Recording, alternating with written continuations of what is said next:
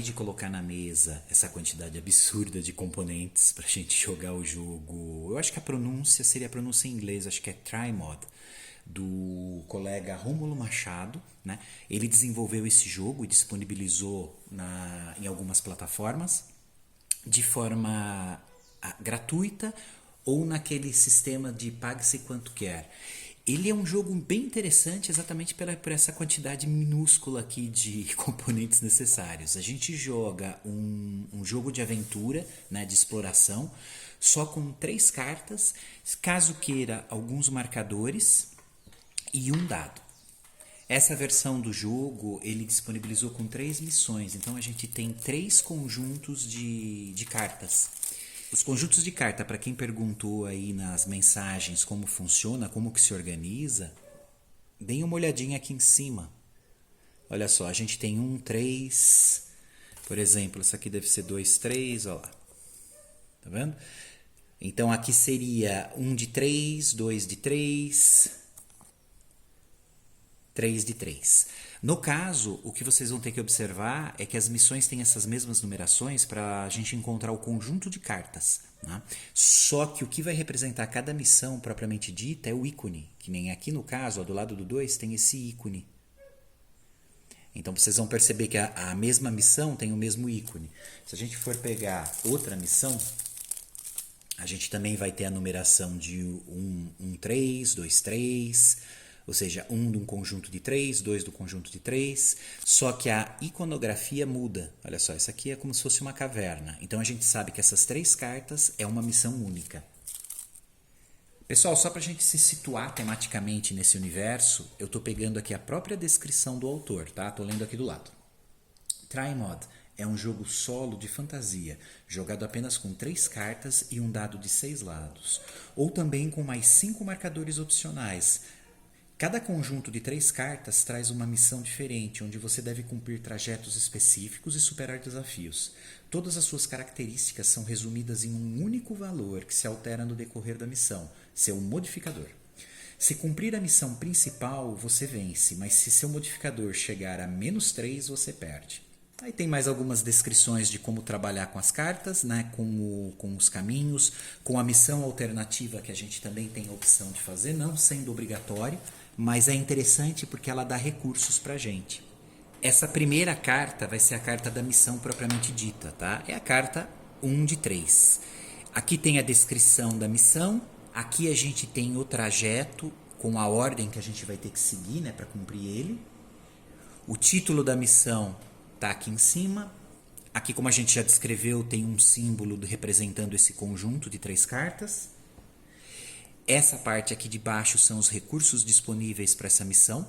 Essa seria a carta de missão, tá? No verso dela, a gente tem o mesmo contador de recursos, né, que a gente pode usar uma vez cada um durante essa missão. Então eu tenho, na verdade, assim, um uso nesse primeiro e um uso no segundo. Aí acabou. Ao decorrer do jogo, pode ser que a gente consiga recuperar isso, mas a princípio a gente começa só com um de cada. Então usou, acabou. A gente tem aquele mesmo contador do trajeto que está aqui atrás na descrição da missão, a gente tem aqui, que é onde a gente vai acompanhar. Esses números são exatamente as localidades que a gente vai ter que passar e esses pontinhos tracejados significa a ordem que a gente vai ter que chegar nessas localidades. Aqui no caso, quando eu chego nessa última localidade, que é a 3, eu vou fazer o desafio dela e aí sim eu concluí essa missão. Aqui embaixo eu tenho os finais possíveis dessa missão. Toda vez que a gente chega no final aqui desse trajeto e consegue passar pelos desafios finais, a gente tem um resultado da missão. O resultado da missão vai ser representado por essas 3 linhas aqui, né? Esses 3 blocos. O resultado da missão ele é fortemente baseado nos status aqui do modificador atual. Então a gente finalizou a missão, sobreviveu, a gente vai ver qual é o status atual e olha aqui. Então se a gente tiver, por exemplo, com -2 ou -1, eu leio isso. Esse é o final da missão. Se eu tiver com 0, eu leio esse. Se eu tiver com +1, +2 ou +3, eu leio o terceiro. Normalmente nos conjuntos, as cartas 2, 3, elas são o mapa. Então aqui a gente tem todo o caminho, As localidades são os números, por isso que a gente tem os números aqui. A gente vai começar no 1, que é essa localidade. E aí a gente vai percorrendo essa trilha, olha o tracejado. E tem alguns símbolos no meio desse tracejado. Isso daqui são eventos que acontecem quando a gente passa por eles. Então, por exemplo, se a ordem da missão é sair do 1 até o 3, eu vou sair aqui da localidade 1, ó, a localidade 3 está aqui. Aí eu tenho essa opção, eu posso vir por este caminho, ou eu poderia vir aqui por esse caminho daqui. Então eu posso escolher o caminho também. É que cada caminho eu vou ser obrigado a passar por alguns ícones. Então vai acontecendo eventos aqui que podem ser ruins ou bons. As localidades, elas estão descritas na própria carta do mapa, ó, é a parte de trás. Então cada vez que a gente chega nela, tem uma descrição do que é a localidade nessa missão e alguns desafios aqui. A questão do desafio ela é bem interessante, eu achei o sistema bem criativo. A gente tem duas colunas de desafio. A coluna da esquerda, a gente vai só ter que lembrar que é como se estivesse falando igual ou menor.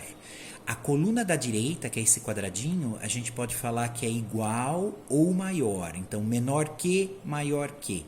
Aí tem alguns símbolos que ficam embaixo de um número. O desafio propriamente dito vai ser o que está em cima dessa marcação, né, do ícone. Aqui eu tenho dois desafios na localidade 1. A primeira inexiste. Então aquela relação de fazer o teste que tem que ser igual ou menor que, não tem. Mas o próximo tem. Então a coluna, aqui tem o desafio, eu tenho um número em cima que é o número que eu tenho que atingir. Nesse caso, como é o segundo bloco, tem que ser igual ou maior que. Então eu tenho que tirar 7 ou mais. Se eu conseguir, eu ganho isso daqui, esse mais. Se a gente pegar o manual, a gente tem a descrição também certinho do que cada um significa. Por exemplo, mais ou menos significa aumentar ou diminuir o modificador. Então, se eu tiver, por exemplo, com um modificador em 0 e eu conseguir esse 7 ou mais nesse desafio, eu ganho mais um ponto ali no meu modificador. Mesma coisa, se esse mesmo, digamos, desafio tivesse nessa coluna que é menor que, aí eu teria que tirar 7 ou menos para passar. Aí eu ia ter que pegar o que está embaixo aqui. Isso deu uma conotação bem interessante na jogatina. Pelo menos para mim que não estou acostumado a esse tipo de distribuição de desafios, eu achei bem interessante. Ele fica bem compacto na carta. Bom, a sugestão é que o mapa fique na nossa mão. Eu vou fazer a jogatina com um mapa aqui e um marcador para a gente poder acompanhar visualmente. Tá? Mas na prática, esse é o tipo de jogo que eu nem precisaria usar esses 5 marcadores que vieram. Eu consigo fazer isso só com a memória. Então é um jogo bem interessante para vocês jogarem às vezes no ônibus, dentro do carro, naqueles momentos que a gente tem ali livre, mas não dá para espalhar um monte de componente.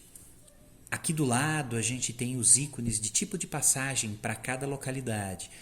Isso daqui, cada ícone tem um significado, lógico.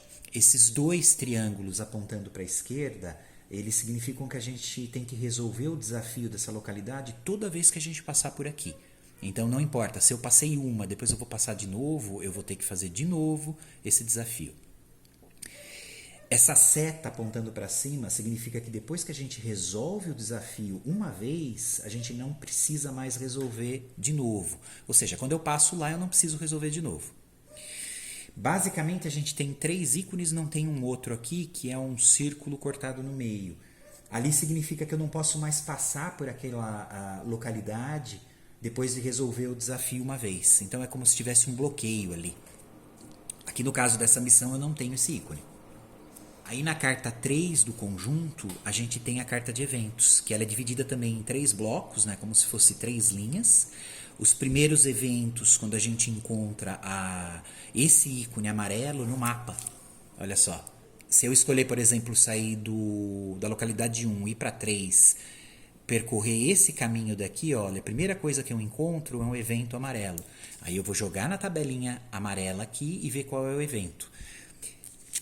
Por exemplo, se eu sair daqui, onde eu sair daqui? Sair daqui e vim para cá. Estou passando por essa localidade que tem um quadradinho laranja. Quer dizer que vai acontecer um evento laranja. Olha lá, eu jogo aqui e vejo qual é o evento e faço aqui o desafio que for necessário para passar. Lembrando que a gente morre se chegar a -3 de modificador. Então esse jogo também ele é bem compacto com relação a acompanhar o status do herói. Tudo é baseado num único modificador. Então esse modificador ele vai representar tudo que a gente tem. Pode ser saúde física, riqueza, equipamentos, armas, perícias, é tudo ali. Então seria alguma coisa como dizer, ele está em bom estado e conforme vai diminuindo o status, a gente vai ficando num estado pior, até chegar no -3, que é considerado morte. Atrás da carta de eventos, a gente tem aqui os eventos alternativos. Esses eventos alternativos são eventos que a gente pode ou não executar durante a missão que a gente está fazendo. Normalmente é a primeira coisa que a gente roda quando começa o jogo. Então a gente joga o dado e vê qual que seria a missão alternativa. Aí vai ler o texto da missão. E aí eu tenho que fazer a mesma coisa que eu fiz aqui na missão principal, que é seguir esse trajeto, né, em ordem. Eu vou ter aqui também uma ordem. Ó. Eu tenho que sair da localidade 4 e olha a linha tracejada, e ir até a localidade 1. Normalmente, quando a gente está numa localidade, tem um desafio. Então, eu cumpri lá o desafio da localidade 4, fui para 1, cumpri todas os eventos que tiveram no caminho e o desafio da localidade 1. Quando eu termino isso, aí eu posso fazer o desafio dessa missão alternativa, que é esse daqui. Olha lá. Aqui a gente tem, ele está exatamente naquela primeira coluna que é igual ou menor que. Então eu vou ter que fazer um teste, esse teste tem que sair 3 ou menos. No caso aqui, se eu passar, eu consigo o feito de ficar com -1 no meu status. Então, péssimo. Mas a vantagem de fazer essa missão alternativa é que normalmente ela dá alguma coisa. Então, por exemplo, eu cheguei aqui. Se eu tirar 3 ou menos, eu perco 1. Só que se eu tirar mais do que isso, ou seja, 4, 5 ou 6, não acontece nada. Aqui a vantagem de conseguir superar esses desafios, ou seja, independente se eu perder aqui ou não, é que eu ganho esse mais aqui. Esse mais é um recurso, né? Eu acabei de ganhar mais 1 de modificador. Então, se eu conseguir tirar aqui 4, 5 ou 6, eu não perco nada e ainda ganho isso daqui. No pior das hipóteses, fica ela por ela. Ele parece complicado, mas na verdade ele é bem simples. É o que eu disse, nem precisaria dos marcadores. Bom, pessoal, eu vou organizar aqui, mas eu vou deixar o mapa então na mesa, vou deixar as 3 cartas, na verdade, e os marcadores eu vou utilizar para a gente poder acompanhar visualmente, tá bom? Pessoal, é isso, logo mais a gente já continua aqui com a missão.